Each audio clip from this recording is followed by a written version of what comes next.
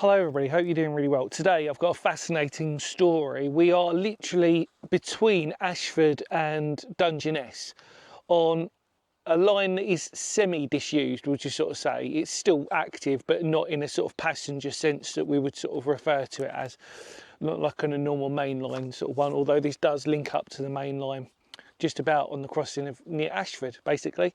So we're sort of equidistant between both, which leads us to a fascinating story.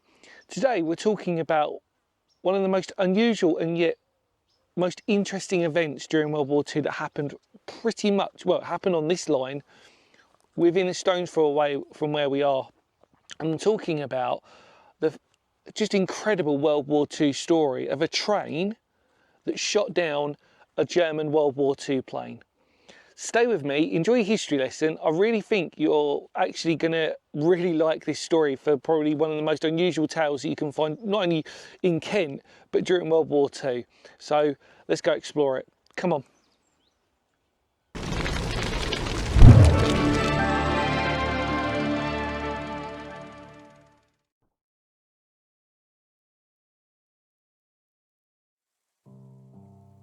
It was on the morning of the 27th of November 1942 when one of the most unusual wartime incidents would take place, when two men would come together with only one man left standing.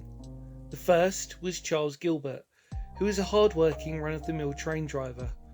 On this day, he took charge of his train in Ashford and set out on what he thought by all accounts would be a normal day's journey on the Southern Railway network. Across the Channel, Heinz Beerwith, who had already made a name for himself when on the 19th of August he was the first German pilot to claim a victory on the day of the Dieppe raid, shooting down a Spitfire. But his victories would be short-lived when, on this day, the 27th of November, he climbed into his Focke-Wulf 190 on his way over to Kent, with the idea being to make strafing runs over mostly railway targets, the main target being Ashford Railway Works, the idea to cause maximum damage and to get back across the Channel as quickly as he had arrived. He wouldn't be alone and would be joined by another aircraft from his squadron, which was part of the Luftwaffe JG-26 group. They started their attacks on the Romney Hive and Dymchurch railway station, killing one man, when one of the shells exploded in his room.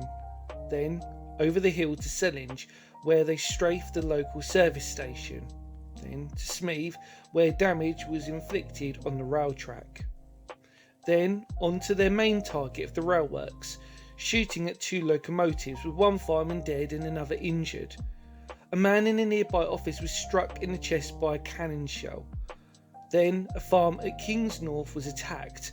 A farmer was hit in the leg and a sheep killed. Meanwhile, Charles Gilbert in tank engine number 2365 was travelling towards Lydd at around 25 miles per hour when the first German pilot spotted it and sprayed the locomotive with cannon shell, hitting the engine and badly scalding the fireman. It was at this precise moment that the boiler exploded as Heinz Beermann's aircraft was passing overhead 20 feet above. With a shrapnel from the explosion of the engine, the plane crashed. Heinz was killed whilst Charles and the train survived. The explosion was so powerful the dome landed in a field 100 metres away and a portion of the top rim of the chimney almost a quarter of a mile. An eyewitness saw Heinz still in his seat fall in a nearby field. After this event, remarkably, the locomotive was rebuilt and put back into service by the 11th of March. Not only did this serve as a tale of revenge, killing the pilot who killed one of the workers at the railworks from which the train had come from, but even stranger still, it will be known as the train that brought down a German plane.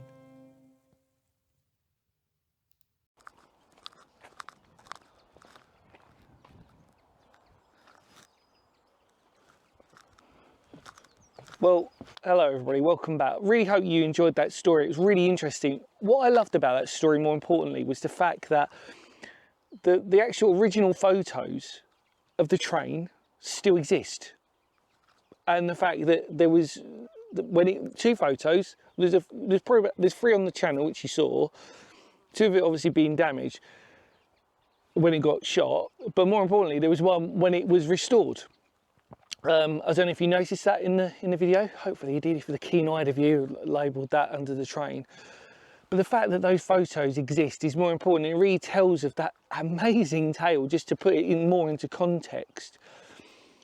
And so, really, like I said from the start of this video, where we're at is actually part of the train line. Now, the exact location, I don't really know. I don't think it's well known, even if it was. I mean, you know, it's a, you know, I mean, for the fact that we're on the train line, where the train was going, where it was being shot at, we're on that part. And then basically behind me, I'm trying to work this out, yeah, behind me would be going to Ashford, and then in front would be going to Lydd. And obviously it's quite interesting because on our channel we've actually done Lydd Station, and if you noticed on the original photo you saw Lydd Station on the back as well, and that's really where the train ended up, where it got completely shot to pieces. And then interestingly enough, I've also, not only have I done a video on Lydd Station, which is now banned, and actually to my sadness noticing it recently, actually when I was down in my favourite area of Rye, because we are literally in Romney Marsh area, it's all completely burnt out and totally destroyed, which is sad, but way of the world. Another video for another day, I suppose. And then further up, we have actually done a video on Ashford Railworks, the abandoned former railworks. As I labelled it, pretty much semi, we could, well, it was the last of its kind in terms of size, especially in the area. Although that it's just, you know, the fact that I've done both of those key points on that. Obviously I didn't put any of that footage in the video, so if you want to look down, feel free to type in Ashford Railway Works, I think, or abandoned railway works. Can't remember what I've told that as. And then obviously we have done at some point a while back Lydd Station as well. So I mean, if you want to really sort of see what those places look like and me exploring them, then feel free to check them out. I'll just let you find them. I won't put a link down. Let you do your investigative journalism on those and see. But yeah, I mean, fascinating where we're at, and it's just, and I do really mean it. It's one of the most unusual stories you can sort of come across, and it's really interesting that in that video as well. I just want to really stress on that.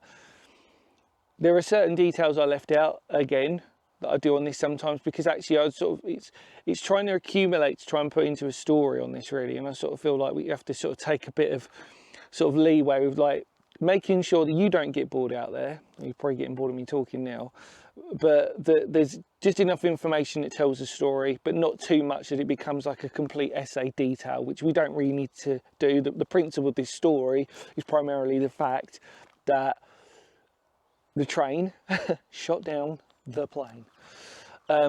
Shot, it's ironic, isn't it? When we say shot, it didn't technically shoot. You know what I mean. But yeah, amazing story. Well worth doing. I've known about it for a while actually. In fact, I've actually got a book on disasters and catastrophes, and it came about, but what I found really interesting in that book was that there wasn't too much detail on it, and it was actually really interesting. It was almost like a brief mention, and I was like, ooh, make a note for that, you know, write it down, make a video on it later. Here we are. So yeah, hopefully you really like that. Feel free to spread the word. I was losing my voice. Feel free to spread the word of the channel. As I say before, you know, I literally make no money from this. It is a labour of love, something that I personally enjoy, but it's because of you lot out there who spread the word of the channel and put those likes up and everything else. It just encourages me to do more and to keep doing this more on a recording basis. As you know, I love this anyway. Like I said, you know, I will be always doing exploring no matter what through my life, but actually to keep it and to know that I'm doing a good job, it's all down to everybody out there who's spreading the word of the channel and liking it. So for all of you out there, thank you, whoever and whomever has already been doing that. For me, it really means a great deal. And it just, like I said, just encourages me to keep going and telling these wonderful, fascinating stories. In the immortal words of Phoenix history, because history matters. I think safely on this one, we can say it really does. It's just a wonderful story, and I'm glad that finally I've come to the chance that we've actually managed to do it. Take care, everybody, and of course, I will see y'all very soon. Are you ready? I think you are. Kapow.